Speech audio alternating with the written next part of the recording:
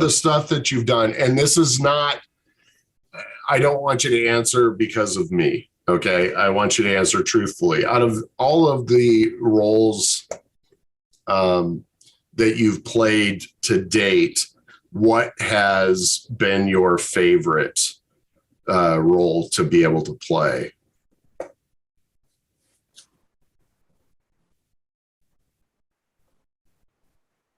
And why? I think my favorite would probably be Miss Madeline. Oh, from the Chip? I think so. I think that's my favorite.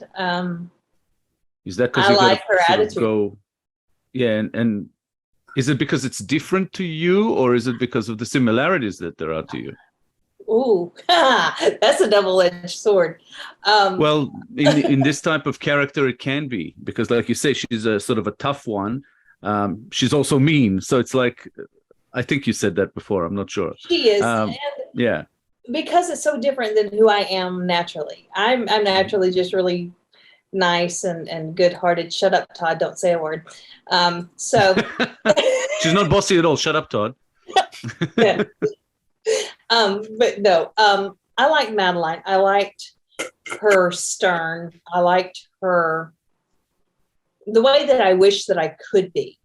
And that's why I think for me to bring a character to life like that, that was really a stepping stone for me, because I had never gotten to play a role to where the end result is what it is. So it was different, but it was a good different, because I'm not used to playing those types of roles. So therefore me, it makes it to where I could be more well-rounded. I've played the midwife. I've played the wife. I've played the more peaceful roles. For me, for Miss Madeline, and then for playing the waitress on Samland, which you've seen that one, where the restaurant scene. That one was really fun as well, but they wound up cutting everything up from that scene except for that one snippet. But that one snippet was so powerful leading up to that. I mean, trust, there was a lot of dialogue that got cut, but I was on a tangent. I really wish that I could give you the original, but I don't have it. For me, for those roles, they're so powerful and so intense. I'm waiting to play an emotional character. Like there's one that's coming up. It's called The Islander. And I'm hoping to be cast in it. If I'm not, then that's okay too. But it's, I don't know how much of the details I can give away, but it's an emotional roller coaster where suicide and things like that come into play. And so that's just more for the challenge of playing that character. Yes, absolutely. Yeah. Absolutely. Yeah. And being able to dial it back and to be able to bring out the emotional character, because I'm normally the fun-loving, the high energy, you know, and then when I got to play Miss Madeline, I was not anything that I am. And so against type, as they say. You a bitch. I was. But that's the thing. It's nice, you know, people who are nice, like, normally have a different kind of nature, especially actors, when they get to play someone who is completely evil or bitchy or mean, they run with it because it's fun to play somebody else. Exactly. You know, exactly. Playing someone too close to yourself is okay, but it's not as much fun. Right.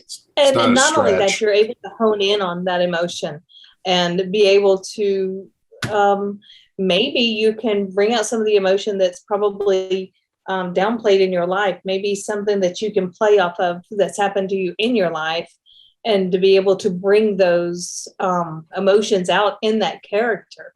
And so, I mean, you can think about things that you've been angry about, you know what I mean? So just traumatic things that have happened in your life. And it's just like, oh, hell yeah, it's on now. I get to, you know, and you can live through those things and you can bring that out in those characters, but not necessarily in the script, but in an emotional state. People that have been through like abuse and things like that, they are more able to those dramatic roles because they can hone in on the things that have happened to them, and they can bring that out in a character. Maybe it's something different than what's happened to them in their life, but they have the anger, they have the things that are deep seated within. And when they can actually do that in a script, it just works. And so I'm anxious to be able to play some emotional ones. And it's really cool when you can make a director cry through some of the scripts. And those are emotional times. And that's when you know that the things are going well, that you know that things that you've hit the nail on the head, and when you've made the director happy. And so not cry from frustration. No, well, I don't know. I don't think he cried from frustration. Not that day. But no, I mean, I love it. What directors you may cry? On the steps when me and Mariah. Okay, so that was my movie. Okay. That was you crying. Know what? You cry, you know baby. What? Yeah, she did. I'm never emotional. I'm emotional when I get emotional when I write, like the cemetery scene in Silence is.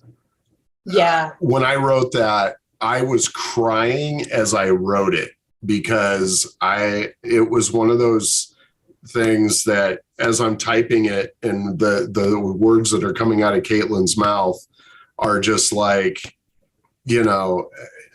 it's everything that you as a child you want to say. And so I mean when I write, I try to put myself in that mindset for that particular character. But then and then when Rhonda was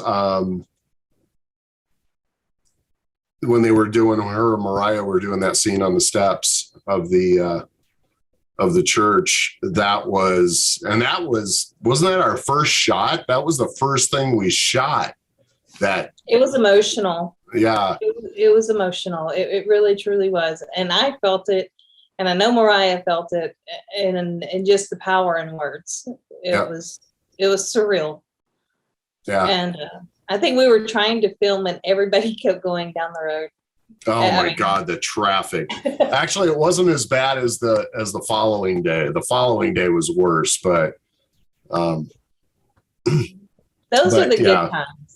Yeah, those were that was I remember that when you guys were sitting there. We had two cameras going at once. So we had one on Rhonda and one on Mariah. So it was because of if something organic happened, you didn't want to miss. You didn't want to miss, it's like, oh my God, if we only would have had that other camera set up, which happened a few times on You Like to Draw, but it was we made so many things work on Draw.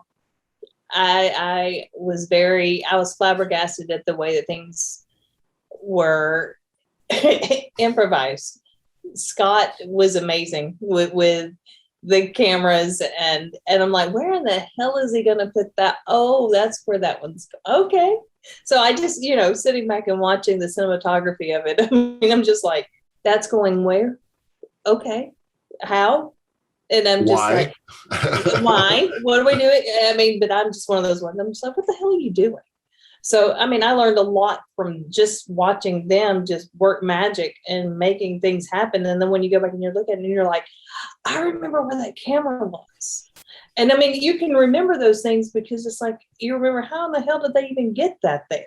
Was that even supposed to be there? I mean, it was just, there's a lot to going into movies, and to watch it all come together. I don't think there's anything like it. Because people that are watching it have no idea the time and the effort and the skill and the tiredness and the everything that goes into it. And unless they've ever experienced it, it's not something that you can ever explain to anyone that's never been on a set. Because they're 12, 14, 18-hour days sometimes. Well, And when Rhonda came out to shoot, we literally had to shoot every scene with her in it because we had 3.5 days with you.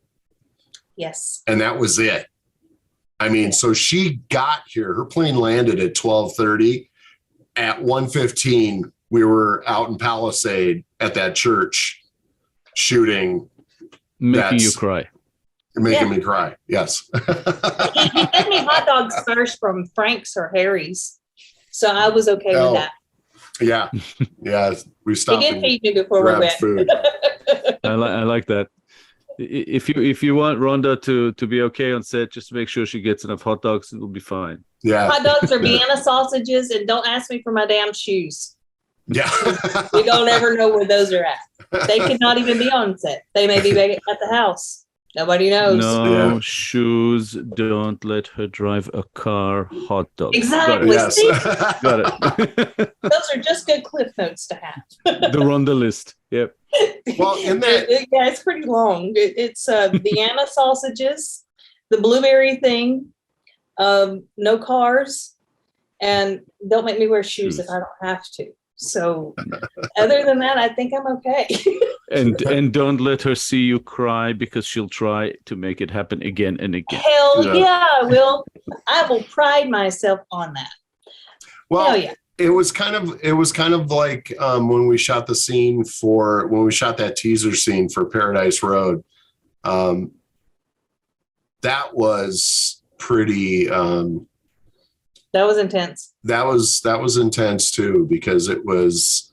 I mean, and Nick, I'm just kind of sad that we haven't gotten to get to that project as of yet. So anybody out there who's got $50,000 they want to rent or give us Rent? to rent. Oh, yeah. Well, rent. No, We're not rent. giving it back. Not rent. I need $50,000 to make Only. Paradise Road. Only Just 50,000 Or more. But it doesn't matter. Just at the bottom of it's 50. Right. The low end is 50. So it's funny. Go ahead. Sorry, you go ahead. No, I was just going to say, when we shot that scene with Rhonda and Nick Ham, we actually did that out in front of my house. And, it's one of those things that you can just see something working. I don't know what you've thought of that. You and I, Itai, have never had a conversation about that. And I don't want to make this about me, but within that scene, it was just, Rhonda and Nick just click on that. Mm-hmm. They really have good chemistry. Yeah. Yeah, that scene had a like a level of realism to it. Mm-hmm. It's drama, and sometimes drama gets played, overplayed maybe. In this one, it felt real. It felt like the connection between the two of you was there, and it really got it across. It was a heavy scene. I remember that. Yeah. So and Nick is amazing anyway, and the chemistry is there, and I think that goes back to you using real life experiences to be able to bring a character to life. Mm-hmm. I can relate to Paradise Road, and I won't make it about that, but I can relate to Paradise Road on a more personal level than, yeah. So and that scene is also from like somewhere in the middle. So watching just that scene, you don't have the context, but it doesn't matter. You're watching it for what's there, and your brain starts going, okay, I think this happened before, or you know what I mean? It gets you thinking. It did the job, as a scene from something you haven't seen, that kind of thing. Right. So right. And going back to making directors cry, I'm actually surprised that more directors don't, because people don't realize, but especially writer directors, because if we wrote the script, chances are that even if it's a a Western, a vampire film, a drama, a comedy, you know, horror, whatever it is, we put ourselves into it. It comes from somewhere personal. Yes. We just translate it into a different, you know, world. So when we see it on our monitor, you know, and it's acted well, it hits us. Sometimes we don't even realize that we wrote it from a personal place. And then we watch it and you go, oh shit, this is what this is about. This is why I wrote this. Yeah. And it gets to you. It happened to me. I didn't cry, but I was damn close. You know, I had to kind of keep it together. And it was actually a scene with very little dialogue from one of my movies. But I remember that going, oh wow, that's what the script is about. Okay. I knew where I wrote it from that I didn't really realize before. Discoveries are made at every stage. Absolutely. Absolutely.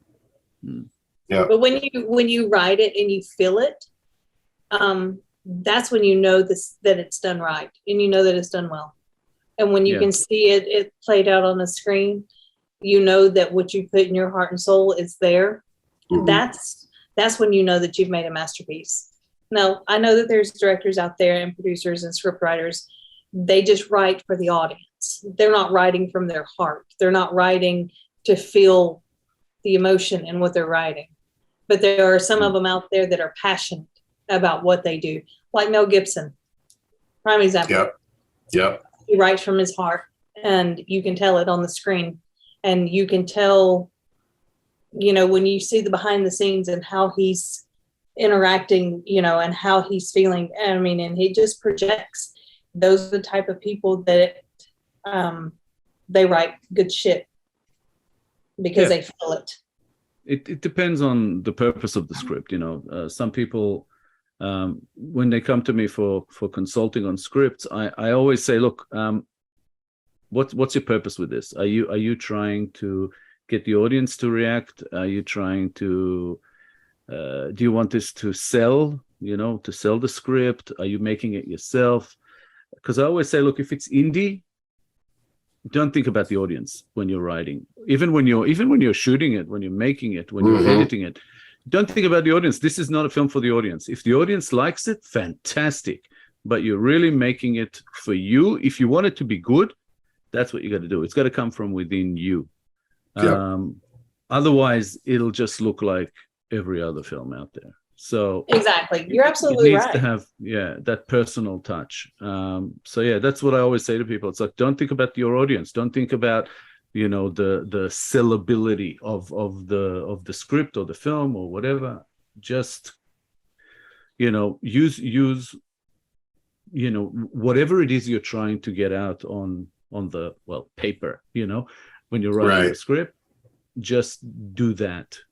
You know, worry about the other stuff later. Anyway, right? So, I mean, it's you think about it like that.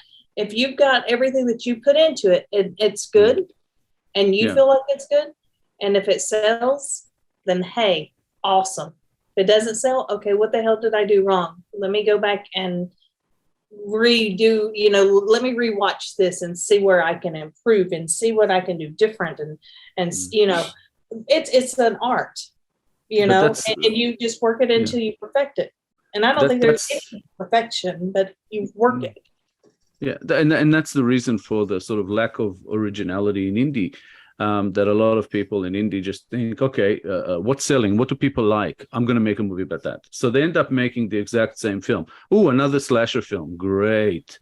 You know, and it's exactly like a ton of other slasher films. Right. You know, oh, this is going to be like Halloween or worse when they just go and make fan films, you know.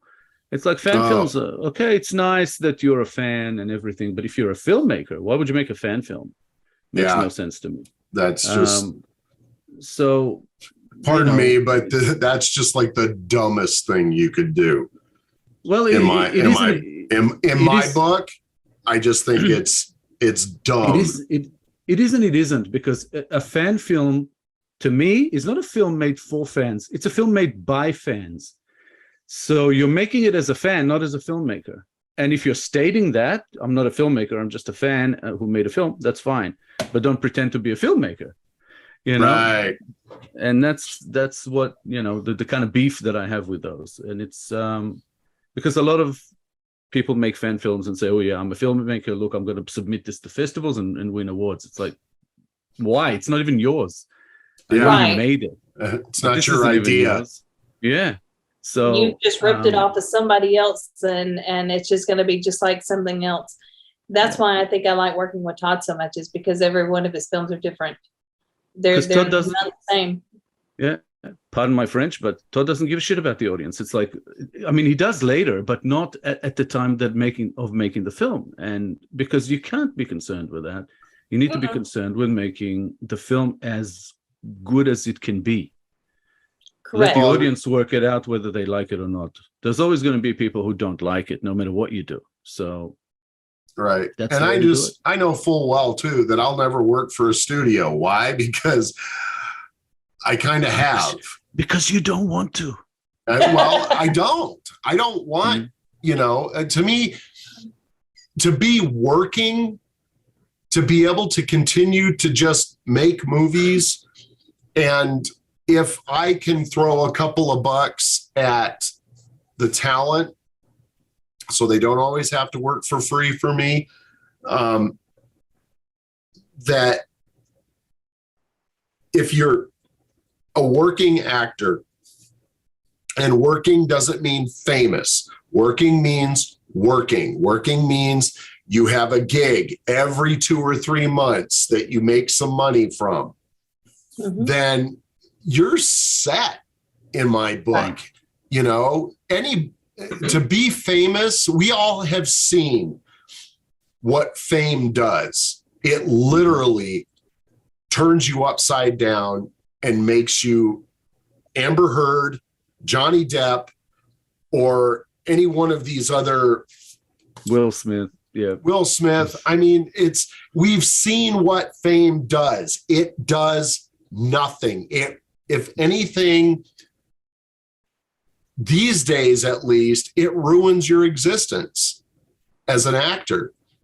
You know, so to me, if you know, I worked in Hollywood for 5.5 years. It was probably the best experience in learning, and the absolute worst experience in learning morality.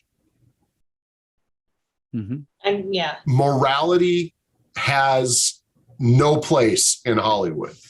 And you have no control over it there. No, you don't. I mean, there's a lack of morality in India as well, but at least there you have control over your own project. Exactly. And making it happen there, but not, you know, Well, I think too that like the actors that do make it to that level of fame, I think that sometimes they forget where they came from. Yeah. And they don't realize that they could go back there again. People could stop watching their movies. They could go, you know, they can go right back to where they came from. And that's something for me personally. I mean, I've had this conversation with Mary Jane and a lot of different people. If I ever do make it to that level, which I mean, I'd love to. I'd like to be able to pay my bills and have a little spending money. But I'll never forget where I came from. I am from Anniston, Alabama, and that's who I'll always be. No matter what happens for me, everything is going to happen for a reason. But if you forget where you come from, then you're just a piece of shit in my book. Yeah. You know. Yep. And I have no respect for you. I mean, I can understand it happening to people who get lost in it and don't notice it. But once they're aware of it, if they don't somehow turn back, I just think that that description is quite correct. Yeah, it's not easy for a lot of people. I understand that. Not everybody's the same. A lot of people really do get lost in it, and it's good that you use the word fame before you used like Hollywood. Because to me, it's not just about Hollywood. It's just about fame and mainstream. And, if your goal from the beginning is to be famous, then you're probably doing it wrong. Yeah.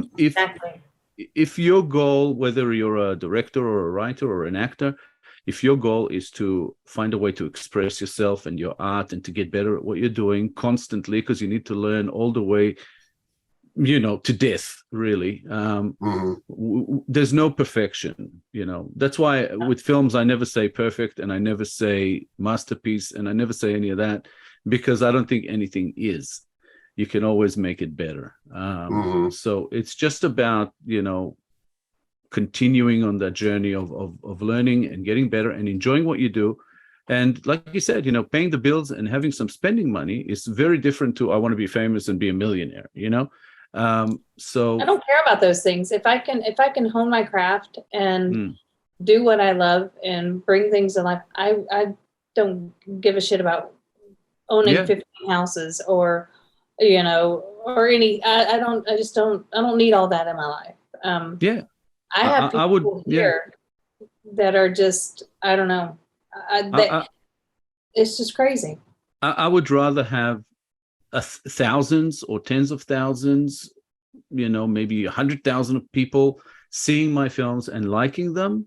Exactly. Which gives me maybe the opportunity to make enough money to live off of that and keep making films. Rather than, however many billions of people seeing my films and making too much money, more than I'll ever need. And also spending so much money on films. I don't understand some of the budgets. Yeah, I never want to make a film for 100 million. Never. No, I don't get it. Well, you got to think too, in good old HW, they have a list a mile long of people they don't need. You know what I'm saying? I mean, I've seen the waste in more ways than one. And, I'd rather be like Kubrick and have 10 good people that you work with all the time. And because, what was it on, there's a bunch of documentaries on Stanley Kubrick out there, but one of them that I saw, and I am not in any way saying that I am anything like Stanley Kubrick. But my point to this is that he only, if you went on a Stanley Kubrick set, you would not see a bunch of people standing around. How did Sidney Pollack put it? You would not see a bunch of people standing around with donuts and coffee and talking and chattering in the background, and you don't know why they're there or what they're there for. You would. Kubrick worked with an indie style crew. He had mentality, and indie mentality too. Yep. It was. But everybody has to serve a purpose, Well, that's the point, and that's why some of these movies are $100 million, because you've got, 40 million of that 100 million on people that don't do shit, that aren't doing anything. So you're spending on tasters. And a lot of that is padding producer pockets. So it's, it's kind of the let's call it, corrupt side of the Hollywood system. But well, I can say this: everything on Todd's movies, if you're there, you better have a freaking purpose to be there, or else you're not staying. I mean, that's just kind of the way that's the way that it is. That's the way it needs to be on every set. But like you said, it's not always like that. You got people walking around. What are they doing there? I mean, you can watch them all day long. What the hell are they doing there? Well, if we're paying them as directors and they're there for nothing, then we're paying for nothing, and we can't afford that. It's that simple. Well, on my set too, if you show up, don't think working. That you're going to get. You're working. It's working. Like, hey, what are you doing? What are you doing right now? Do me a favor. Go over there, grab me 6 sandbags, bring them back over here, take that C-stand, set it up, get me that light, because if you start rambling off types of lights to people that aren't they have no idea what super the hell you're savvy, about. just that light right there, the square light, grab one of those and put it on top of there and let me know when you're ready. Yep. I've witnessed this. This does happen. Doesn't matter who you are. And it does. There are no spectator sports on his sets. If I see someone just standing around, my first instinct is to look over to the cinematographer and go, "You want a coffee?" And then just go, "Can you get us a couple of coffees?" Just keep him busy, because otherwise, you don't want that. It's not a good look, and it doesn't serve a purpose. It doesn't help anyone. So you're right. You're on set, do something. It's got to be a common effort, common cause, and it's always about the film, not about anything else. You're right.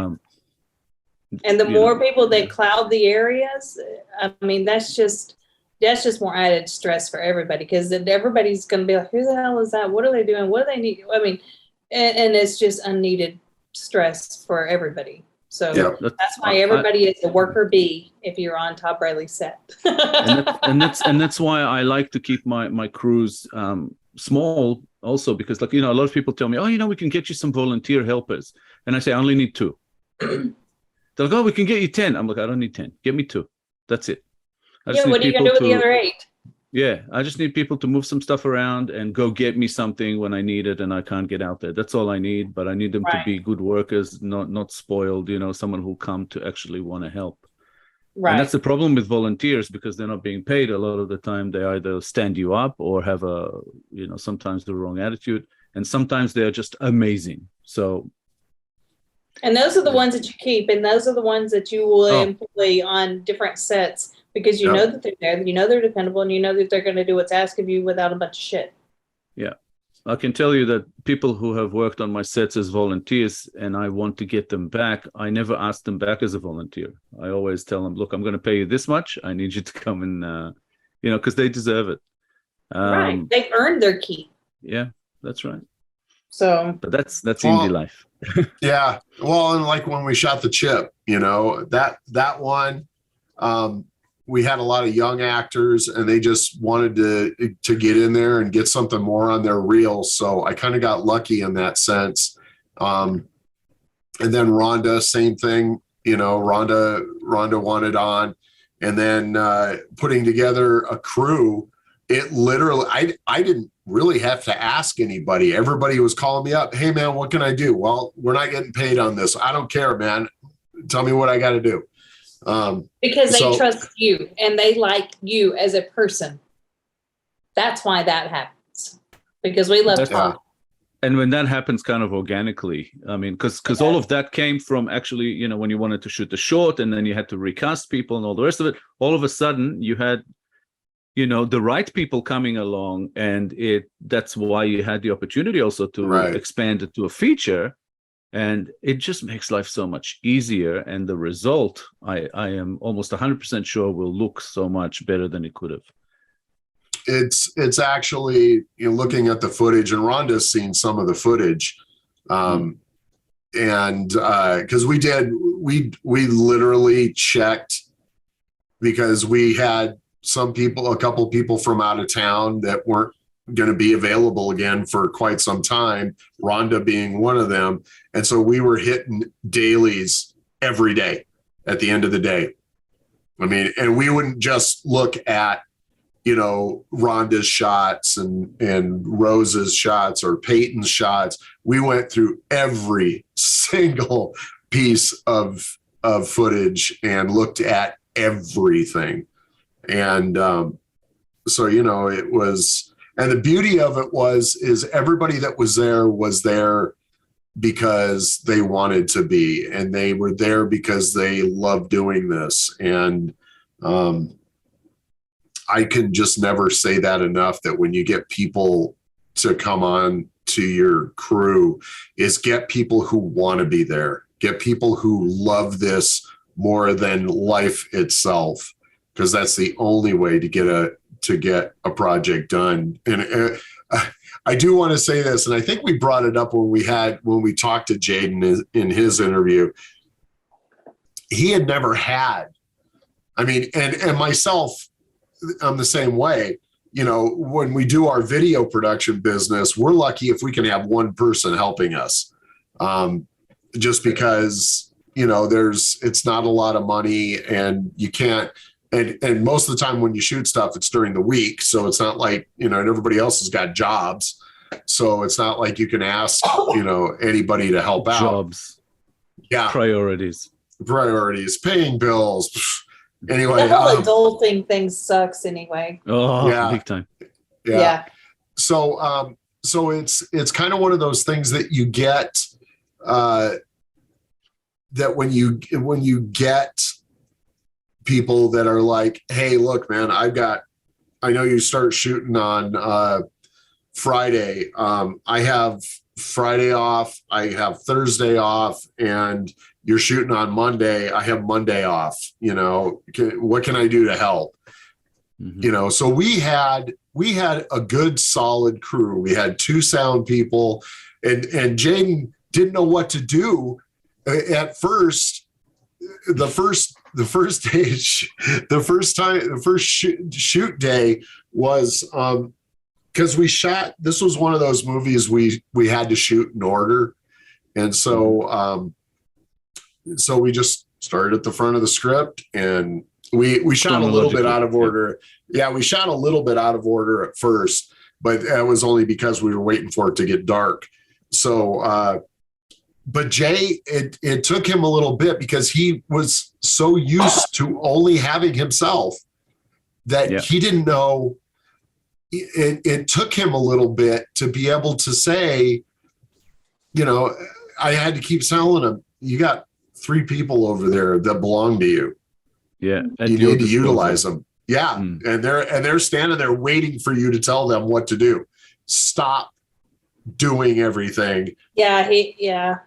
And he did. It was he took a little bit. It didn't take him long. It took him a couple hours just to get past it. But then once we got into the meat of shooting, it was like I'd say, okay, look, these are the shots that I want, and let's set up. At one point, I think we had 7 cameras set up, and let's shoot this, and let's get this, and put that one there, and put that one over there, and blah blah blah. And then he turned around. Okay, here's what we're gonna do. I need a camera over here. I need the camera in here. We're gonna set up the dolly over here. We're gonna set this. Let's go. Let's get this stuff in here. We've got, and then I would just say, you've got 15 minutes to get it set up. He basically turned into you. Yeah. Well, yeah. At that point. So I mean, because I mean, when you on big sets, I guess if you're bigger sets, the DP and the director will have a conversation, and then once the director lets the DP know where everything's going, then the DP goes and handles, or the cinematographer, goes and handles and gets everybody else. Then I can go over and deal with the actors. So it's like, okay, this is what I want. Make it happen. I'm going to be over here. So, that was. He did amazing. He did a really good job. Yeah. He really, truly did. It was getting in his mindset that he actually had the help and that he wasn't accustomed to having. Yeah. Because he was everywhere. And then it was like, okay, and then I think the reality of it set in that he actually had the help that he needed to make this work. Because you got to remember, how big was the room that we worked in, Todd? It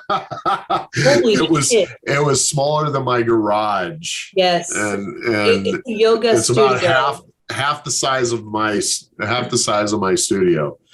And we had about 20 people in there, maybe. Yeah. Well, I mean, you figure we had 8 cast members, or 7 cast members, and then the rest were crew.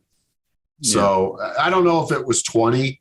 It was roughly maybe 15. But it would have to be 16. between 15 and 20. Have to be, yeah. Mm-hmm. So it was a lot of people in a little bitty room, and it got really hot really quick. But it's February. But it's just one of those things in indie, all these hurdles and constraints, I guess, and the pressure. It's just a great motivator. It gets us to get things done, on time. We can't afford to have extra days or pay for extra days, and and that kind of thing. So we get shit done, really. Mm-hmm. Yep. And that's what it's about. I mean, because when we finished Chip on the last day, we were in and out of there. We had the lights taken back down. We had the whole place cleaned, and it was back to the way that it was, the way that we found it before. I don't know, 9:00 that night or something that. We had to go there by. We got to shoot our last day. We had to be out of there. Call time was like 7 a.m. and we had to be out of there, like literally out of the building. Nothing left in the building by 3 p.m. 3. That's what it was. It wasn't 9. It was 3. Yeah. So we got in there. We shot what we had to shoot, which was all of the flashback stuff. And then we shot a little bit of B-roll for the poker table. And then that was it, man. And then this is where the whole help thing falls into place, is everybody, all we said was get everything outside and we'll pack it up once we get it all outside. And then come to find out, as we're packing everything up, or as we're getting everything moved outside, that Jay was already directing everybody on, okay, that's going to go in that truck. That goes in the back of my dad's van. That's going to go over here. He was already, so we got out there and there was nothing left to do. I was expecting to have to like pack things up and nope. He got a hold of John. He got a hold of Sean and Rose and a couple other people. And she's like, okay, this is what we're doing. Boom, boom, boom, boom, boom, boom. And that's the thing, is everybody switches hats. Yep. We have we've shot the film. We're done. Now it's time to clean our shit up and get out of here. So, and that's kind of what everybody did. We went to the house, had dinner, and it was like we never shot a movie. We just hung out. I can totally see it. Yeah. Everybody's running around, cleaning, packing stuff up, and Rhonda's running around going, where are my shoes? I don't even know where the hell my shoes were at. I don't even think I had shoes for half of the time because you couldn't see my feet. I kept saying, can you see my feet? Can you see my feet? No, case. Okay. Then I don't want to wear them if you can't see my feet, then we're not wearing shoes. So there's some of it that we weren't real sure if you were going to see my feet or not. So we couldn't take that chance. So I had to keep my shoes with me on this set. And because we didn't have to switch locations. So with Draw, we switched houses and churches and things like that. She always had to have her shoes on. Where's your shoes? I'm like, ugh. But there you had to wear shoes because you had outside scenes, like outdoor scenes. Well, on the steps, I didn't even have my shoes on. There was one I remember in the street, kind of. Yeah. Outside the house, yeah. The one I didn't have my shoes on the steps. But before you get to the steps, like, that's at the church. But there was one scene in the house when you're outside, like sort of coming into the scene, I think. There's no damn she had shoes on. Yeah, I think I had shoes on there. I don't think I would have got away with no shoes there. No. But now I think Todd's going to make me have to wear them around my neck. Yeah, we're just going to tie a knot around them, and then like an athlete or like a skater, with the skates. Yeah, because he's like, "Where are your shoes?" I'm like, about that, and he'd be like, "Angie, Rhonda's the shoes are." So Angie would have to bring my shoes to set. So I'm adding to the list for Rhonda a shoe. Yeah, always have a backup pair somewhere. Somebody to carry your shoes. I'm serious. I hate shoes. I don't have on shoes now. That's surprising. I know. All right, ladies and gentlemen, we're coming to the end of this conversation here with the amazing Rhonda Williams. And Rhonda, we like to do with all of our guests, we like to play a this or that little, what would you say, Itai, a game or? Just a fun little, let's call it mini interview at the end. Okay. All right. So I'm going to ask you one thing or another, and then you just pick whichever one you think, whichever comes to your head first. All right. So So we're going to start with this one. Intense pain for 10 minutes or dull pain for 1 day? Dull pain for 1 day. All right. Success or happiness? Happiness. Passion or stability? Passion. Nirvana or Kiss? Kiss. Golly. You didn't have to ask that. No Company or Bad Company? And I don't mean the band. No Company. Okay. No. Painful truth or a comforting lie? Painful truth always. Okay. You're in And the right place. and then smartest person in the world or richest person in the world? Ooh, that's a tough one. Can the smart person have money? One or the other, dear. One or the other. Just some money, just some. Just a little bit. I'm going to go with smart, because if they're smart, then they're going to know how to make money. So I'm going to go with smart. Unless they're an artist. Unless they're an artist, exactly. Yeah. Which makes them not smart already. And we're starving. Yeah. We're not smart. We're artists. We made a bet.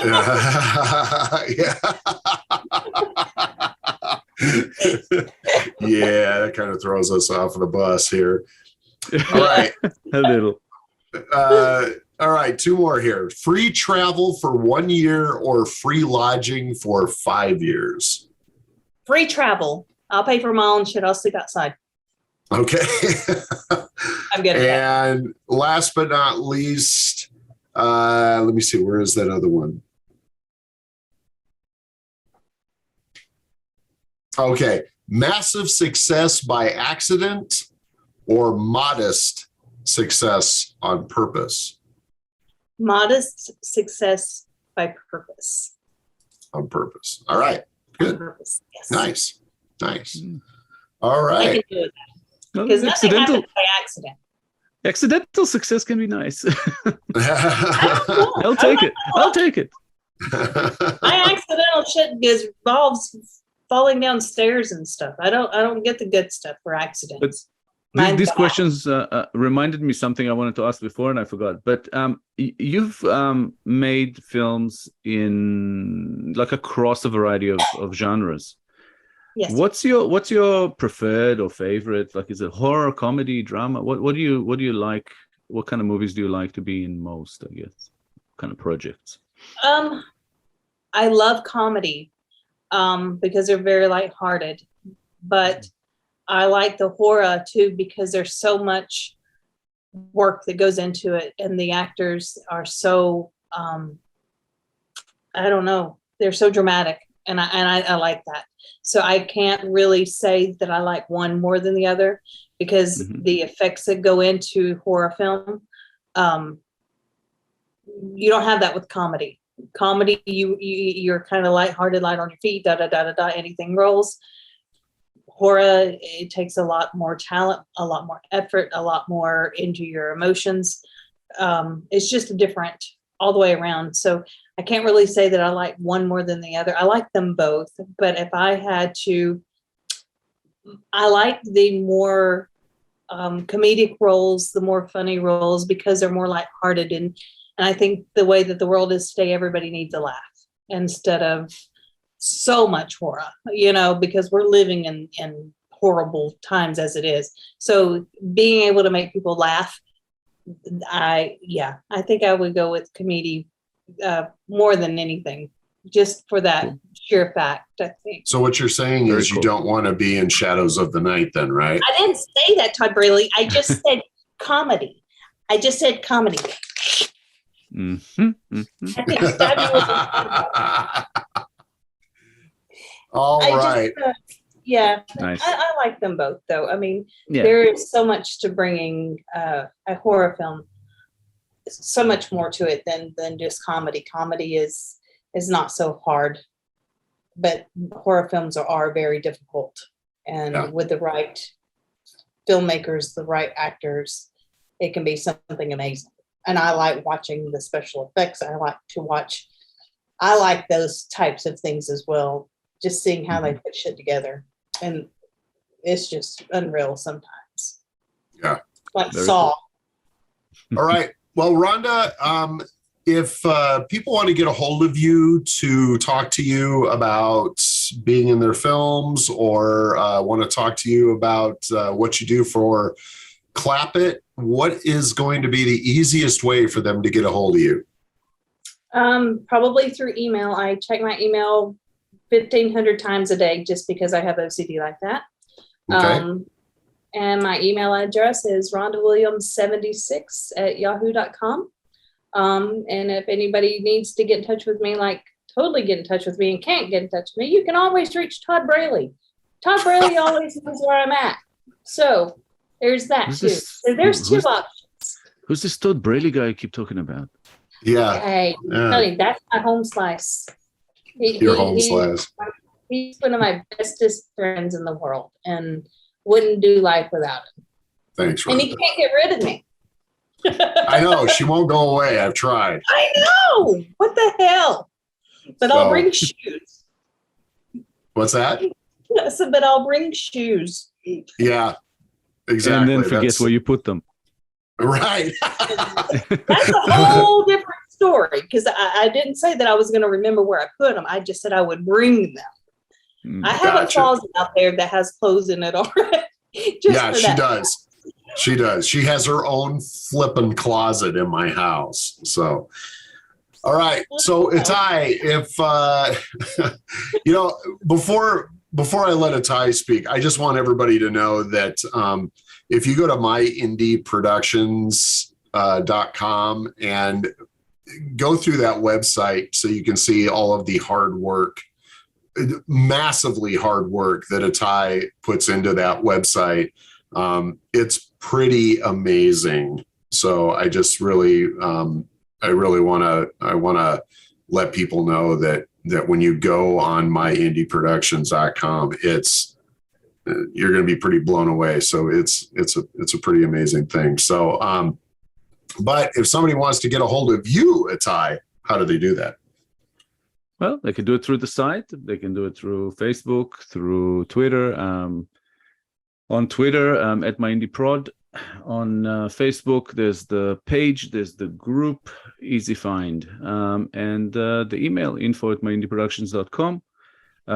We also have the email for the straight shooters, which you see throughout this episode floating around the bottom of the screen, I think. Actually, it's going to be right up top. Yep. That's where I put it. Moved. That's where I put it now. So yeah, and of course, the straight shooters on Facebook, the straight shooters on Instagram, Todd? Yes, sir. Yes, sir. So, yeah. I forgot about my Instagram and Facebook, but it's out there. Go ahead. Go ahead and say it because let people know. We'll put it in the description. So go ahead and let people know about your Instagram. My Instagram is the Rhonda Williams on Instagram, and my Facebook is just Rhonda Williams. If you can find me. Some people can't find me for some reason, but it's not hidden. I'm really just out there. So I have nothing to hide out here. All right. If you want to get a hold of me, you can find me on, let me see. You can find me on Facebook at Todd Ernest Braley. You can find me on Instagram at Todd Braley, or the Straight Shooters Instagram, which is Straight Shooters Show. And I also have an Infinity Media page, which reminds me, I got to put the Shadows of the Night stuff on there. So you can find me. That's Infinity Media Productions on Facebook. And I'm on a few other places too now. So I'll put those in the description below. But yeah. So that's how you can find us. And Rhonda, it's been a pleasure. Thank you so much for hanging out with us tonight. Rhonda. Thank you guys for having me. Yep, absolutely. We need to do it again sometime. And we will see you. Absolutely. Definitely. Absolutely. We'll get you on again here. Maybe after we got another movie made. Maybe after the chip comes out? Right after the chip comes out. We should try and have everybody from the cast on that one. So, that would be cool. All right, everybody, that's all there is. There ain't no more. Thanks again for watching the Straight Shooter Show. And make sure you check us out next time. Same bat time, same bat channel. And thank you, Itai, as always, for everything that you do for the indie community and what you do for the Straight Shooter Show. We just bow to Itai. And we'll see you all next time here. Thanks again for watching.